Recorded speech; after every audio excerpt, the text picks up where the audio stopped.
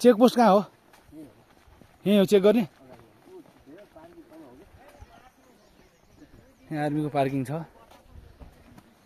यहाँ चाहिँ सुझाव पेटिका खप्तर राष्ट्रिय निकुञ्ज प्रवेश गर्नुहुने सम्पूर्ण पर्यटकहरू सिंह दुर्लभ गुल्म परिवार हार्दिक स्वागत गर्छ।